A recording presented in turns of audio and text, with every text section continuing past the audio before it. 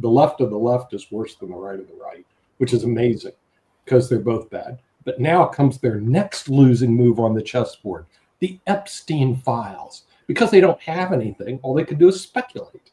And so what they're doing is they're creating all this speculation about files that even if in those files his notes was, I went with Trump to all these places and we had sex with all these underage girls. Let me tell you something. That doesn't get you anywhere. You have to have more proof than some guy just rattling on who's dead. So the thing is, even in the worst case scenario, but you know what? It really sounds good and juicy. And the Democrats are great at grabbing a losing issue. Well, and there's all these winning issues, but let's ignore that. Let's run to the Epstein file because it's sex, baby, and that sells to Americans. And that's what's going on. So this is contradicted by your hypothetical fun in the sun. This is contradicted by the numbers because I'm looking at a longitudinal set of surveys about who is getting blamed for the shutdown. And so beginning with the shutdown in October and then through the 9th, 4 days ago, Republicans have consistently taken 12 to 15%, 13% more blame for the shutdown. So yeah, people are pissed at both sides, but they're more pissed at the Republicans.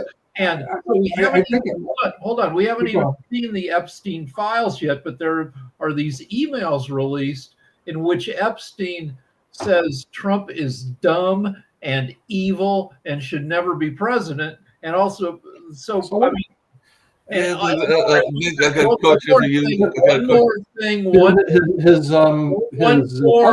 freaking thing is that Trump's approval rating is now the lowest by far of his presidency. Yeah, they've been crashing left and right. But I got a question for you, Nick. Basically, much ado about nothing. So what? Nick, what's your thoughts around the fact that Lauren Boebert, who's apparently a Trump ally, is one of the main people that wants these Epstein files out and everything like that? So what?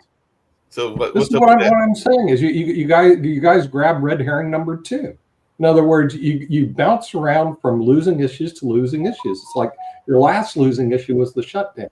And of course, if you read issues and all along those lines, I do have a question. If you listen to CNN and MSNBC, you're going to get the stats that Rick got. But if you go listen to Fox, you're not going to get those stats. So the thing is, I think Rick is a losing issue for them. And here's the reality: it was the Democrats who shut them down. So I'm not looking at MSNBC. I'm looking at poll aggregators who take all the polls and then average them together. Okay, panel. Rick, can we agree that was the Democrats moving over that allowed the country to reopen? Can we agree to that? I guess so. Of course it is, because it's a fact. So it's a fact that it was the Democrats who voted to shut the country down. Period. El endo. All the rest of this stuff is liberal rhetoric that you guys are spending a lot of time with because you spend way too much time with CNN and MSNBC, who, on the other hand, I don't ever watch CNN. You spend way too much time with the liberal. The alternative. Okay, hold on. The alternative to CNN and MSNBC is Fox News, which is even more bullshitty than CNN and MSNBC. So hold on a second. Hold on, because we got Sharif here. I do have a question. Hold on. I got a question for you. Hey, I got a question for you, Nick, and everything.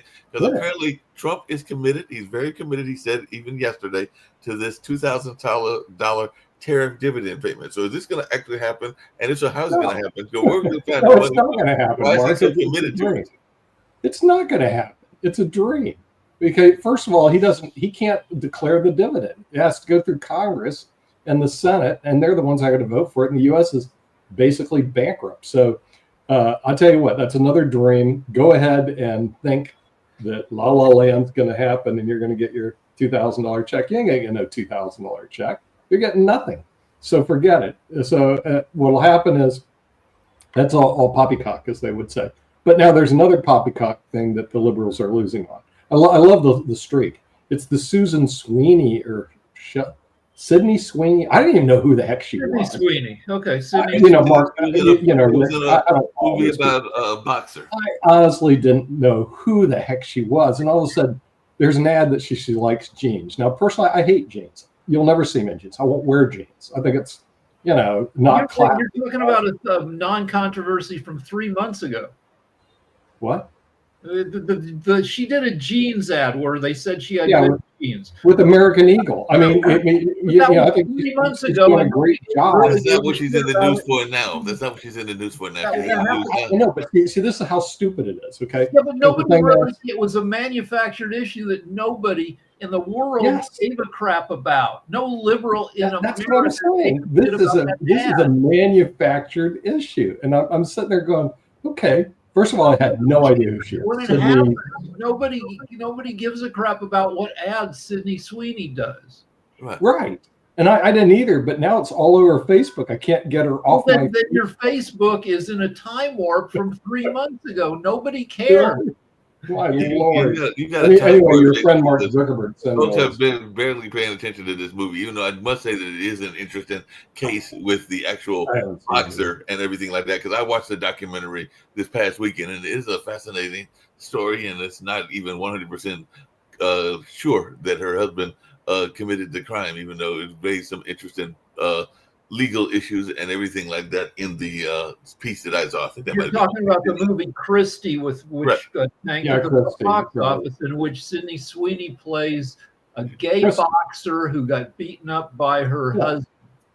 I mean, apparently the movie completely flopped. Her only chance for redemption was the lefties of the lefties claiming that this was a white supremacy move. And I'm going, you cannot be serious. Who the heck said that? I've never heard anybody say that. Know. That's what I'm saying. All of a sudden, I never heard anybody say that. They're reaching out to left field, and then some of the commentators that interviewed her say, "Do you want to have an opportunity to speak about this?" I'm trying. What is she talking about? She did a Blue Jeans commercial. Who gives a rat's for her? But you're making up stuff right now. I got to bring it to Toby because he's making up stuff about this whole thing about Toby wears blue jeans. All right, so enough with Nick bullying people and actually saying bogus stuff and just talking over top of people. So Nick, you're not going to overtalk me. That doesn't happen. I'm not going to allow you to do that. Nick, we're not going to do this. We're going to keep going like this because I talk professionally, so I can talk longer than you. Plus, I'm younger than you, and I have the ability to keep going longer than you. So let's not do this because people don't like us talking over each other. So now that I have the floor, one, in terms of the shutdown, that was dumb. That was a dumb argument from Nick to start with. Number one, the shutdown was both parties actually shut the government down, mainly the Republican Party. That's why they're getting blamed for it, because of what they were actually trying to shut the government down for. Everybody sees that they're trying to protect this Epstein list from coming out, because now that emails are coming out, Trump is fully tied to this Epstein stuff. And on top of that, you can see how he gave Maxwell an even cushier deal based on her line in the deposition that she took with Trump's lawyers, who went down and moved her from this maximum security to this cushy country club jail. So that's a Republican thing. So please, Nick, stop protecting pedophiles. Number two, when you went down this whole tirade about Sydney Sweeney, absolutely nobody cared about Sydney Sweeney. Not a single soul, but you're bringing it up as if this was some big issue.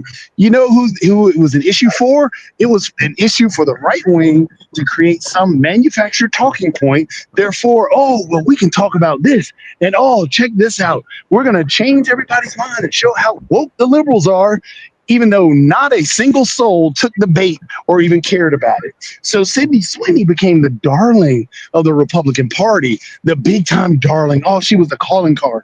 Donald Trump even talked about how beautiful she was and how amazing Sydney Sweeney is. So she was the darling of MAGA for a little while. Now she did this movie where she thought MAGA would be able to support her and come out, and it became a box office flop. It had nothing to do with the quote unquote liberals or quote unquote Democrats. Nobody cared. That's why the movie flopped. So again, Nick, stop making up stuff. Stop trying to justify your arguments and your positioning. And then the idea that, oh, well, it's all over my Facebook feed. Facebook Facebook basically what it does when you search for something online, Facebook is taking that data. When they talk about your cookies and so on and so forth, it's taking that data, your search engine stuff, the stuff that you are actually giving away for free to be able to use this, or that pays for this app. All these free things from Google to Facebook, everything else, the reason they're free is because they sell your data. So now when you type in, which is why Nick's Facebook page is so bigoted and full of all this crazy conspiratorial stuff, from trans issues to Sydney Sweeney, is because Nick himself is searching this stuff up, looking to troll other people. So your Facebook page is a mirror image of what you are searching, what you are doing. So Nick, your complaint about Facebook, oh, it's all over my Facebook page. That's your fault. Nobody else's. Yep. Also, like, nobody cares that Sydney Sweeney comes from a Trumpy family. That people have, people are free to vote for who they vote for. And yes, she comes from a conservative family. She doesn't speak out about politics. No, she doesn't. She doesn't speak out barely at all about politics and everything like that. We do have Sharif here, but before we get to Sharif, I did see an interesting article that you'll enjoy and everything like that. And it's kind of like what Kim Basinger did, but apparently a former UNC basketball player has bought a private island for a lot of money, like millions of dollars in Belize.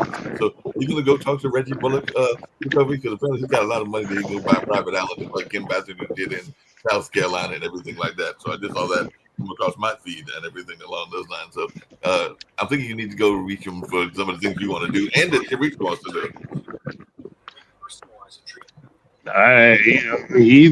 do. Lots of people got lots of money out there. I wish they'd help, but I'm not going to go out begging for nobody. I know that's right. No need to beg. If he wants to come and help the cause, that's a good thing and everything like that. Hey, Rick, I did have a question for you because I've been doing this judging of a couple of films for actually a couple of film festivals and everything like that. But two of the films that I have seen recently deal with your area, and it's an issue that Nick would say is a very concerning issue in North Carolina and also in California, because both of these were in California. I think one was in Oakland, the other was in LA. So are there a bunch of these encampments that are coming up all over California? Yeah, LA is full of, LA has more than 70,000 homeless people. It's a huge freaking problem here. We've got the second most homeless after New York City. And yeah, there are plenty of encampments under highway overpasses and down by the river. It's a problem. I mean, not just some of these encampments were very big. Because I know here in North Carolina, the encampments are usually tent cities that I've seen, everything like that. But these have got like mobile homes and a lot of very big. In the past 3 days, I'm waiting at a stoplight, and a guy walks out into the middle of traffic, stops in the middle of traffic, and punches himself in the head repeatedly. So that's a homeless crazy guy. And then the day after that, I drive by and a homeless guy just on a street corner has started a pretty big fire, just burning random crap. So yeah, we have. Okay, I got some stats for you here, Rick. Among Republicans, 82% blame congressional Democrats for the shutdown. Just to let you know. Yeah, that's 82% blame the Democrats. Nick. Nick. Can we listen Nick, you're filibustering. Nick, you gave a stat. Let Rick answer. All right, so the Republicans are 25% of voters, independents are 50%, Dems are 25%. Among Dems, you'd find 80% blaming the Republicans. Republicans continue to pretty strongly support the Republican agenda. We'll see where that stands 2 more weeks from now if the Epstein stuff continues to discombobulate everybody. Well, speaking of Epstein and everything like that, real quick, okay.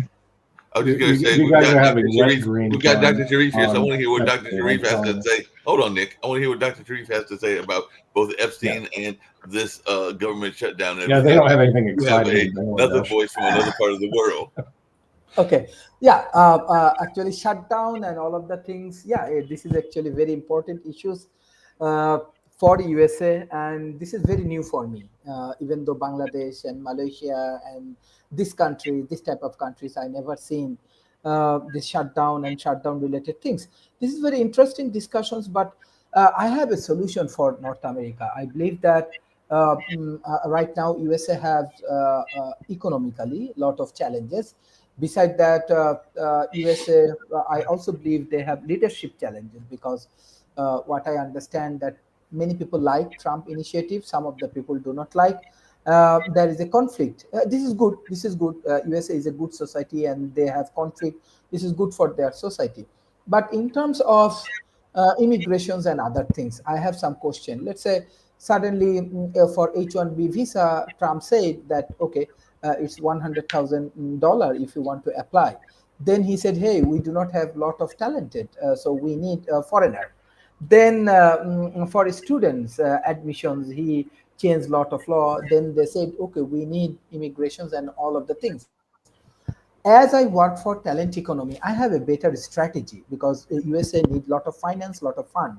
I believe what Nick is doing, this is actually a brilliant idea, but Nick should come in India or in Bangladesh, or can go to China, this emerging economy, that those who have a lot of money like Nick, they can do start their startup and business in emerging economy. This is the way they can compete with China, because USA has a lot of rich people, those who have money, and they can contribute in emerging economy. They can make money and they can transfer this money to their country. Through this process, maybe next 5 years, USA can overcome from these challenging situations. Secondly, I believe in terms of immigrations, definitely talent is something which is the ultimately solutions, and hardworking is the solutions for US economy. So definitely they have to go for a constructive immigration policy, and they can restructure the policy, and they can invite all of the talented people in the USA, because USA is still is an open society, and many people love to contribute and do work in the US. And third thing, USA has 42 million young, talented. I see many of my colleagues in USA, they are young, they are very talented, they are hardworking. Why don't they come to Asia Pacific? I can understand for their student loan and everything they broke. I'm sure if they come to this Asia Pacific and emerging economy, they can get C-level jobs. They can make a lot of financial freedom, and through this process, they can solve these things. For this shutdown, what we are observing, it's all about money, and I believe USA has their beautiful thing. They have Elon Musk planning to get $1 trillion paycheck. On the other hand, their country has shut down. They have a lot of homeless people. So I believe that still with their economical strategy, lot of invention, especially for the artificial intelligence, USA still can be global leader. But honestly speaking, a specific country cannot be the best in this world. They need the global communities. So I do not want to say that Trump, I will not support this Trump, make America great again, because this is very old passionate. This is the idea of 1990s or the 1970s. With the idea of 1990s or 1970s, you cannot survive in 2025. But they can go for the solution of this talent economy. They can go for this one world policy. They can definitely, Trump has some good initiative. Let's say he stopped different kind of war and unstable things. Secondly, definitely he stopped different kind of fund, which is ultimately utilized for politics or irrelevant things. He's trying to saving US economy. So I want to support this initiative, but he must need to be global leader. So for the global leader, he has to be very much cooperative for around the world. And definitely talent is number one. Talent is something through this process, US economy can regain their strength, and they can be number one, because USA has a lot of good things. Even for my World Talent Economy Forum, I get a lot of good support from my US friend, from Pot TV, from Nick Palveda, from many people from USA. So still USA has ability to contribute for the global community. Let's work together and make progress. So I want to make this world great again, not only America. Make the world great again. I like that and everything, Dr. Sharif. Just really quickly, because one of the stories that I mentioned earlier, and I don't know how it works in Bangladesh, but I know here in the U.S., because I've got 2 high school nephews and everything, they get excited, or not really excited, but nervous about taking SATs and standardized tests and everything like that. But apparently in South Korea, they're banning flights because the majority of their young people, 500,000, are taking this very long. It looks like it's between 9 to 13-hour college entry exam. So how does that work in Bangladesh? Do y'all have like this really long? Because even the SAT, I don't think is that long. I think it's like several hours, but it's not quite 13 hours and everything like that. But how do y'all deal with that issue of education and getting to the college level in Bangladesh? No, actually, the Bangladesh has a lot of students, especially I told you that 57% actually youth. And for that particular issue, this youth have ability to show their intellectual ability. This is good if they go for SAT exam and all of the things. Last week, I go for a conference for a international schools, and I find still, let's say, the school has 3,000 students from there, around 1,500 students every year. They go to USA and Canada for their higher study. So I believe that still for higher education, USA and Canada is a good destinations. Japan, Europe, definitely good destinations. Also Australia, but people prefer North America. So intellectual ability testing and all of the things is very good. But China look like very aggressive because they are providing scholarship, funding, available funding for the talented. They actually invite all of the talented people from around the world. So it may cause some sort of challenge for USA. All right, let's get back to this story about Why would South Korea ban flights? It turns out that there's a 35-minute English listening test that across South Korea, as part of this test, they play the sounds of people speaking English, and so they shut down airports so the sounds of airplanes wouldn't get in the way of people listening to English. They also started the workday an hour later to cut down traffic, so car traffic wouldn't get in the way of people hearing and taking the quiz. Yeah, it sounds like it's almost like a national holiday in some ways and everything. Yeah, I guess it is. I mean, the East Asia is very test oriented. Mm-hmm. A few years ago, they had to throw out a lot of kids in South Korea take the SAT. Taiwan, same thing. And in one of these countries, they had to throw out every SAT score in the whole country because of a massive cheating scandal. Oh, wow. They take it much more seriously than the U.S. does.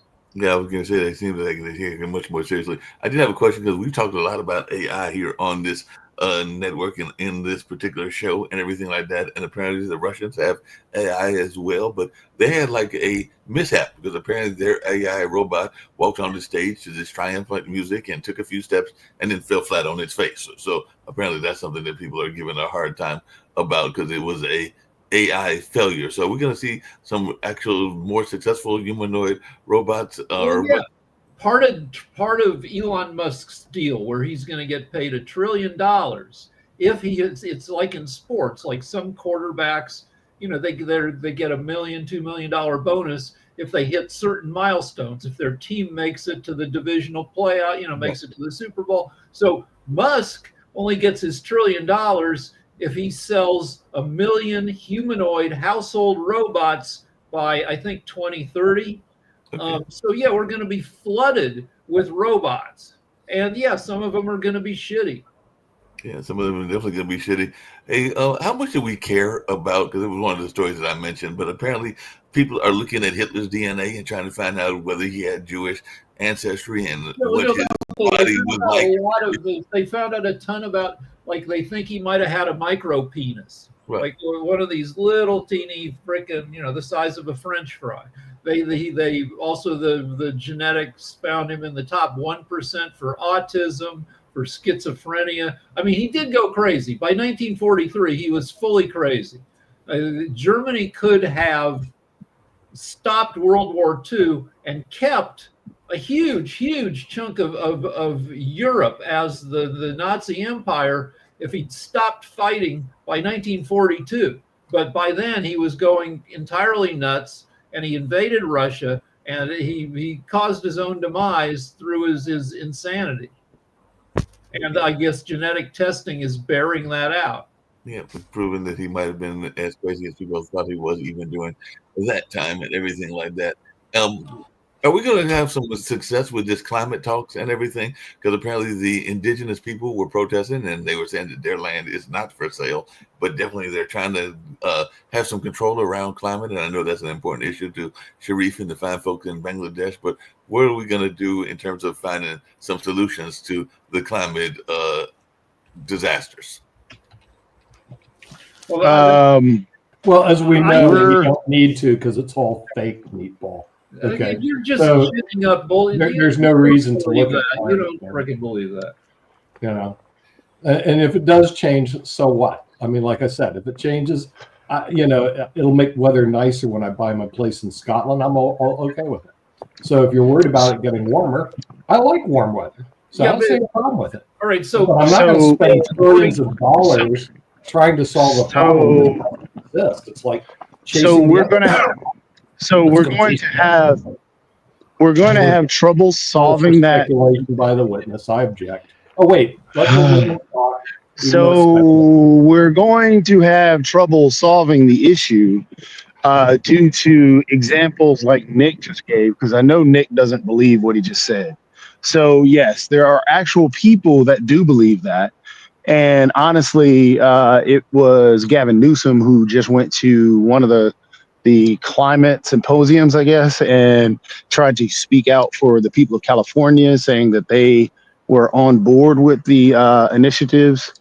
However, even if the administration is against the current initiatives, that California would still be working with these other countries on that. So we're going to have troubles with this administration dealing with it. We're going to, there are some countries that will back this administration just to curry favor. But I mean, it's going to be a battle. It is a huge threat, as you can see temperatures wildly going from 90 degrees to 30 degrees, the giant storms that are now more frequent. So yeah, it's a problem that needs to be addressed, but it's going to take a long time to address them until, especially an administration like the one that we have, who just sold, matter of fact, just rolled back, like I said, the forever chemicals out of the drinking water. There was another issue that they just sold something to. It was another rollback. But yeah, it's just, this administration, if it's going to be a leader, it's not going to be a leader in anything.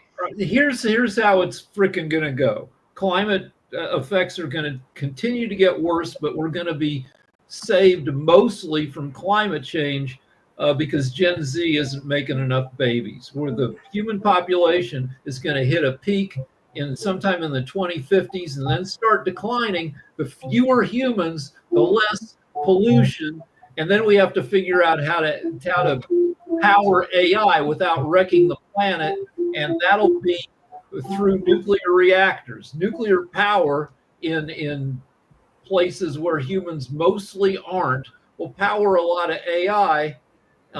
So if we get AI squared away, if Gen Z continues to not make babies, a lot of the climate change effects will be terrible, but less terrible than they otherwise would have been.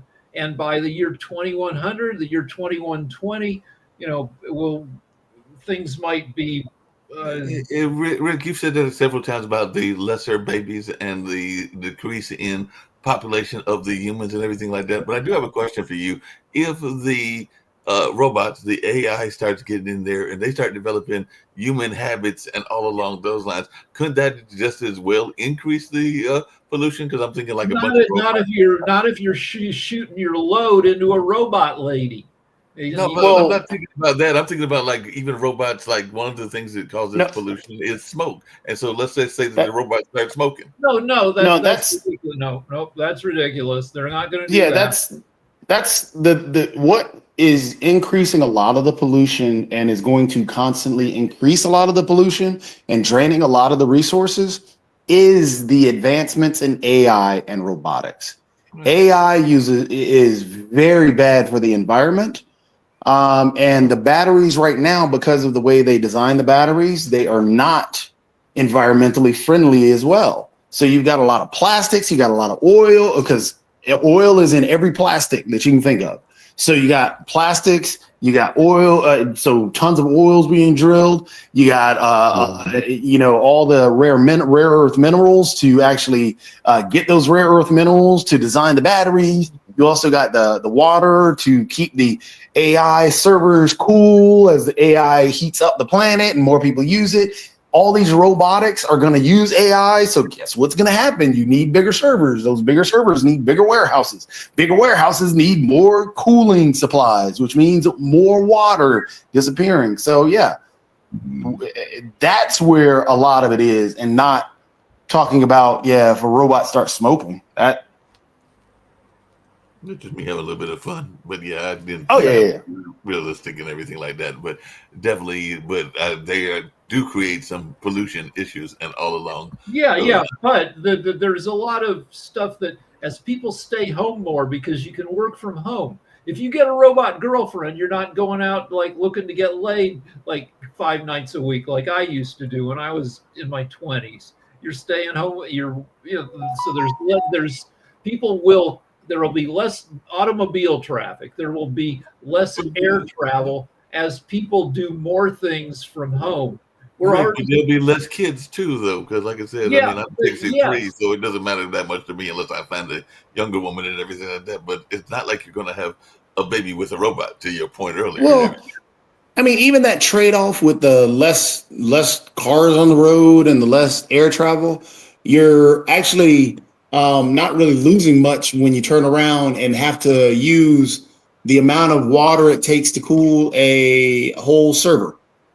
I mean, the whole AI setup, or to design the batteries for the robotics. So you're actually not really losing much. We're consuming so much energy, and we don't have any resupply of that energy because we're not using a lot of reusable sources. I mean, until we get fusion down, fusion could be an answer to a lot of the situation, but fusion's not happening because of how are you going to be able to contain the power of a sun on the planet? You don't have any, you don't have the metals to be able to contain that. So, and then if you're looking like containing it, you got to cool it. Guess what's coming to cool it? You got to take more water. So it's just your reusable supplies are not there. Yeah. So the NASA wants to put a nuclear reactor on the moon by the year 2030. I don't know if they'll make it, but nuclear power on the moon is coming.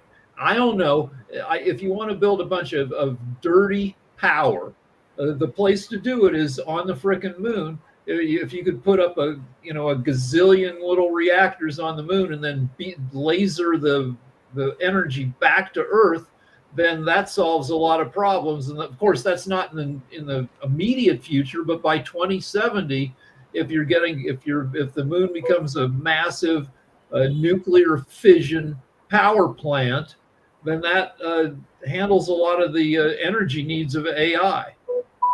Well, the tough part about that, as you said, it's not happening by 2030. In 4 years, we're not going to be able to create an energy transfer source. And an energy transfer receiver. They want to do a crappy little reactor on the moon to power experiments and stuff by 2030. I mean, they wouldn't be able to power anything but anything on the moon by 2030. You're looking at 4 years, and even being able to get the actual supplies or anything there to do that, that's not happening. It's because it takes you. I'm just saying that AI is going to continue to want a shitload of power, and and you want to put the power generation for AI where people aren't, because one place, I mean, we can talk about putting reactors in orbit, but that's a major security risk. You can talk about putting reactors, north of the Arctic Circle, but then you're trashing the Arctic. So. I mean, it's there. Yeah, I mean, I completely agree. It should be where nobody is, but I'm just saying by 2030. The technology isn't even close to being there. We're basically at 2030. It's like you said, it's 4 years away. Yeah, that's just around the corner and everything. So we're almost there. So it's going to be a matter of whether that takes place or not. And then even more so, think about the amount of money that it would take to do that. We can't even get money to pay people in the U.S. or even across the globe. We're not even investing. When India sent that probe that landed on the moon. And this is why I like the science community, because the science community backs the science community. It doesn't matter where you are. The science community helps each other. You could be from China. You could be from Indonesia. You could be from India, wherever. The science community celebrates the science community and tries to work with the science community because they understand if they want to get to different places, if they want to get to Alpha Centauri, you've got to be able to work with anybody and everywhere because there's genius across the globe. This is why I'm against the whole $100,000 on the thing that Trump is talking about, the immigration thing. But either way, when that probe landed on the moon and they figured out that was the cheapest probe, not only the cheapest to land on the probe. I mean, well, actually, it was the cheapest probe to land on the moon and the way it was done. And the science community tried to work together, but nobody's putting right now. The U.S. isn't putting money towards that. Didn't investing to create and figure out more ways to create more probes so you can actually have legitimate space travel. That's not happening. Same thing is in disarray. We outsourced everything to Musk. Here's one more thing about climate change, though. The per capita carbon footprint of every American drops by 1% a year because we're getting more efficient technology. And we're staying home more. We drive less. We because we can do more. We shop online. Everything online actually saves energy. So if we can, get AI squared away, humanity's consumption of resources will continue to drop per capita. But Rick and Jacoby and even Dr. Sharif and if Nick wants to join it, isn't that dangerous though? Because one of the things I remember hearing during the pandemic was that because of us being inside, and I'm inside quite a bit doing this whole Pod TV thing, but I do get out to my Cultural Arts Center and other places. But it has, they say it's hurt us because we're not as able to adjust to being around people and everything. That's like that. Right. You can see it with Gen Z. It's called the Gen Z dead stare, where Gen Z has crappier social skills because they spend so much time online. Will that matter? Like my buddy Lance says that America has become pussified, that men aren't as manly as they used to be, and the testosterone levels are dropping. And all of which is probably true, but do we need is that going to destroy society? Men being pussies? I don't frickin' know. Well, I think that is a whole misconception of actually what's going on in the first place. The manly man thing, the idea that the U.S. is becoming less manly. What exactly is manly? Toting around a gun, shirt, chest out, and all. The definition of manly is changing. So that's where that's coming from. Yes, testosterone levels are dropping. There's a lot more to do with the chemicals within the water than the actual, and they're becoming less manly because they want to watch a sensitive movie. That is dumb. So it's just the definition is changing. The reality of the situation is that it is okay as a man to share feelings now, which before in prior years, no, you can't share your feelings. You just got to suck it up and That's why the suicide rate amongst men is high. So the definition of manly is changing. The testosterone levels, that's dealing with more so chemicals and the environmental effects than, hey, they're just not wanting to tote a gun everywhere they go anymore and get into fights. That's dumb. That's not manly. So Pete Hegseth, the Secretary of Defense, wants to make the military more manly. He just demoted like one of the highest ranking, most qualified women in the military. And like, do we think a more manly military, a tougher military, is going to be a better war fighting military? I think given modern technology, no. I think Hegseth is a fucking idiot. And Hegseth is a racist. Hegseth is a misogynist individual. Yes, he has some racist tendencies that push in the background. You saw that in what he did with his policies that he was pushing. But all Hegseth is doing that he cares about is white men. That's why anything dealing with DEI, any brown, he took the friggin' Tuskegee Airmen. They actually took out a what was it? There was an institute that was dedicated to women that they just took down, and that was overseas, and I cannot remember the name. But this was all Hegseth. So yeah, manly means white male, according to Pete Hegseth and Donald Trump. So I'm just talking about in general, the social changes that are happening to the U.S. You can say that they're bad, or you can say they're just frickin' social changes and we need to get used to them. Gen Z, being the way Gen Z is, making fewer babies, being more online, being more on devices, you can say that's the end of the world, or you can say it's a social change that we got to get used to. That's something that you can say and everything like that. We're winding down. We got about 4 minutes. Hey, I see Nick's back and everything along those lines. Nick, I know that you put your bid in and all along those lines for the Napoleon brooch, because apparently somebody bought it for 4.4. So I figured you probably bid for 4.2. You just didn't have the 4.2 to get it and everything like that, because apparently he lost it during the Waterloo fight, and they just recently sold it earlier today. It looks like for $4.4 million, but apparently he lost it while he was fighting in the Battle of Waterloo. You're saying that Napoleon was wearing fancy jewelry into battle? Yes. Really? That doesn't sound very manly, and he was the greatest general of the 19th century. Yes. Yeah, he was pretty good. You know, he had a 13-karat brooch, diamond brooch that he was wearing into battle, and apparently he lost it in between all that battling at Waterloo, the one that he lost, and everything like that. But you're right, that doesn't sound all that manly, even though a lot of athletes are wearing all kinds of brooches and all kinds of. During the World Series, my wife could not believe all the diamond necklaces on the players. Well, they can afford it because they get paid like hundreds of millions of dollars to hit a bat. Yeah.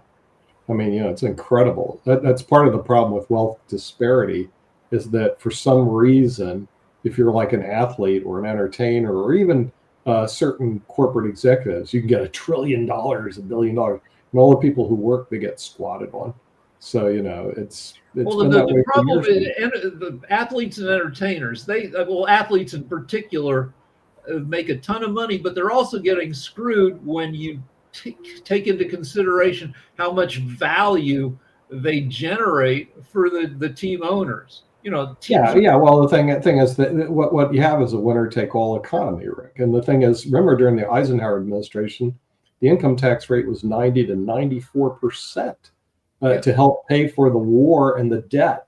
At the highest, you made more. Yeah, if you for the highest earners, if you pay. Sure. Yeah, if you're making over $1 million a year, pay 90%. You know what is in Spain? You'll love it. You hit 600,000, you're paying 47% to Spain. And the only reason you're paying that low is they give you a break if you come from overseas.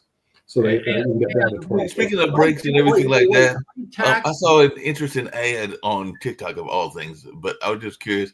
Is it actually true, Nick, that there are certain islands in certain places? Because I think this was in Italy where they are paying people to come to these. Yeah, they are. Because they were like offering an island in, I want to say it was Italy. It was like $6,000 a month or something like that. Well, they pay people to move in certain places in Europe because they need people. And they also do it in the United States. If you move to Alaska, you get the Alaska Royalty Trust Fund. You would get a couple $1,000s a year because you're living in Alaska. But is it worth living in Alaska for $2,000 a year? No. You know, high tax rates on high earners actually helped business. Helped if you're a CEO of a company and you're going to be paying 90% on any income over $1 million, that encourages you not to take your earnings in the form of salary, but to instead take that money and put it back into your company, or deferred comp, or maybe hopefully your employees, but I doubt if that's going to happen. No, but it happened in the 50s. It happened in the it does more than anything. It levels the playing field. All the Democrats, they say Trump's a king. Wait a minute. We have kings everywhere. They're called high income, ultra high net worth individuals. They're kings of their own kingdom. And what's the highest tax bracket right now? 38%? Something like that, yeah. Yeah, and the lowest it's been, roughly the lowest it's been since they were at 90% in the early 60s. Elvis paid 91%. I know, yeah, but also the thing is your capital gains tax are low, and then on top of it, the inheritance tax doesn't kick in until you have 30 million. So the Americans are so stupid that you have to realize, unless you have 30 million, you are broke. You know, once you hit 30 million, then you have to start paying inheritance taxes. When I was a young pup, the inheritance tax started at 600,000, and for a couple it was 1.2 million when I graduated from law school. Now it's 30 million. So if you think about it, it's like this. Did that favor the rich? Absolutely. Now, what about the minimum wage, $7.25 an hour? Yeah, it's the same amount. In the meantime, if you're rich, you just can continue to be rich. So the kings, we do have a kingdom here. I know that. It's called regular. We do have kings here. And by the way, your friend Jimmy Kimmel is a king. I'm surprised you don't bow and kiss his bloody right. He's a good guy. I didn't say they were bad guys. They're good kings out there. Rick has nothing to do with it. And I'm sure he'd be I'm sure that if they raise taxes, and I'm sure he makes more than $1 million a year, and if they raise taxes on people who make more than $1 million, of course he'd look into tax shelters, which really exist less than they use, but he'd willingly pay taxes. He's not. But there's a thing called regulatory capture, which applies more to the Republicans, where regulatory capture means that rich people, through their political contributions, own the regulations. The Republicans do the bid of billionaires, so billionaires don't have to pay as much in taxes. Yeah. And then there's, like I said, even Alice Walton, who I thought bad about the Walton family, but I saw the donation she was making. She's not a bad person. And same with Mackenzie Scott. I don't know if you know this, Mark. She's funded 2 HBCUs. Recently, she just gave $50 million to Winston State. State University. Yeah, there's a lot of folks. She gave him $50 million unrestricted gift. So she's doing something good with her. I recommend that there's a sitcom. There's a sitcom about Mackenzie called Loot, where Maya Rudolph plays the richest woman in the world. She got tens of billions in a divorce from her scumbag billionaire husband, and she's trying to figure out how to do good with it.